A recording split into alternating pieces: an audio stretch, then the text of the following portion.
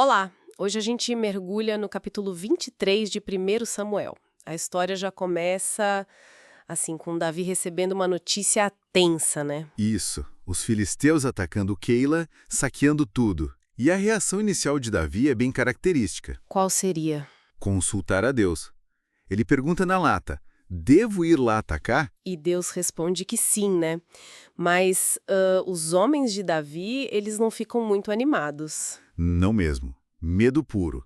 Se já estavam receosos em Judá, imaginem para Keila bater de frente com os filisteus. Complicado. Mas Davi, ele insiste, né? Exato. Consulta o Senhor de novo, e a resposta vem ainda mais firme. Vai para Keila, vou entregar os filisteus na sua mão. Isso mostra muito, sabe, a importância que ele dava a essa orientação divina, principalmente com medo e incerteza na área. E aí ele vai. Ele e os homens dele derrotam os filisteus, salvam o pessoal de Keila, ainda levam o gado, e tem um detalhe importante: Abiatar, o sacerdote, está com ele. Sim, e com o éfode, aquele colete sacerdotal usado para consultar a Deus. Isso é chave. Mostra que a consulta era algo, digamos, oficial, né? Exatamente. Só que a situação vira rápido.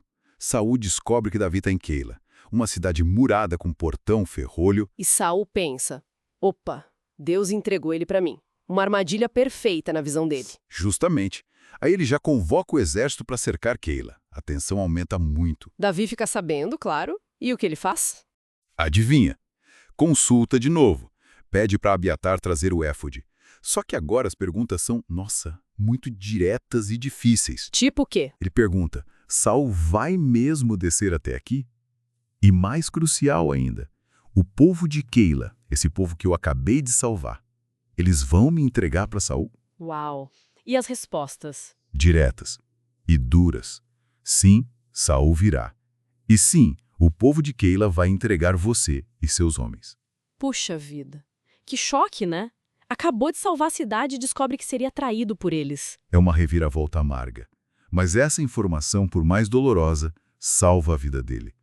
Mostra que a orientação divina às vezes aponta para perigo vindo de onde menos se espera, né? Com certeza. Aí não tem jeito, é fugir. Rápido. Isso. Davi e seus homens, uns 600 agora, escapam de Keila e voltam para a vida de fugitivos, sempre se movendo. Saul até cancela o ataque a Keila, mas a caçada pessoal a Davi continua firme. Ele se esconde em fortalezas, no deserto, nos montes de Zife.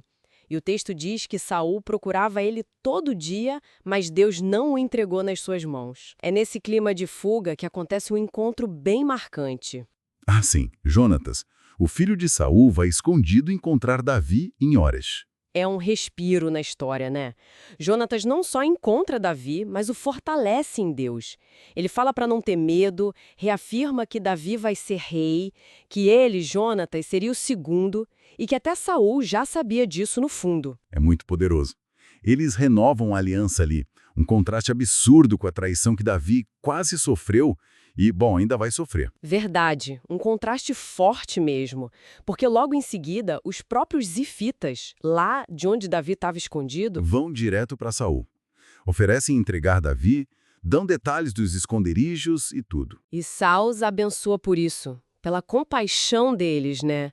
E pede mais detalhes, mais vigilância. Chama Davi de muito astuto. Parece até um reconhecimento da dificuldade de pegar ele. Total. A perseguição fica ainda mais intensa. Chegam muito perto no deserto de Maom. Saul e seus homens de um lado de uma montanha, Davi e os seus do outro. O cerco se fechando. A captura parece iminente. É o clímax total da perseguição ali. Estão quase pegando ele. Quando, de repente, chega um mensageiro correndo para Saul. Notícia urgente. Qual? Vem depressa, os filisteus estão atacando a terra. Uma invasão? Nossa, que virada. Uma intervenção totalmente inesperada. Saul é obrigado a largar a perseguição a Davi para ir defender o território. E aquele lugar ficou conhecido como Selá Amalecote. A rocha da separação ou rocha de escape, né? Exatamente. Davi escapa de novo, por um triz, e se refugia nas fortalezas de En-Gedi. Ufa, que capítulo, hein? Muita coisa acontecendo. Davi buscando a Deus o tempo todo, enfrentando o medo, a traição de quem ele ajudou, a perseguição sem fim de Saul. Mas também a lealdade incrível de Jonatas e esses livramentos quase milagrosos, né? Fica muito clara essa tensão entre as ações humanas, Saul perseguindo, os Zifitas traindo, e a mão de Deus agindo, livrando Davi nos momentos mais críticos. Sim, a gente vê como confiar na orientação divina, mesmo quando ela aponta para um perigo ou uma traição, foi crucial para ele sobreviver a tudo isso. Pois é, e fica aquela pergunta, né? Como essa vulnerabilidade constante de Davi, sempre fugindo, sempre precisando consultar, se encaixa com a promessa de que ele seria rei? Talvez a força dele estivesse justamente aí, nessa dependência, nessa obediência, mesmo na fraqueza aparente. Algo para a gente pensar.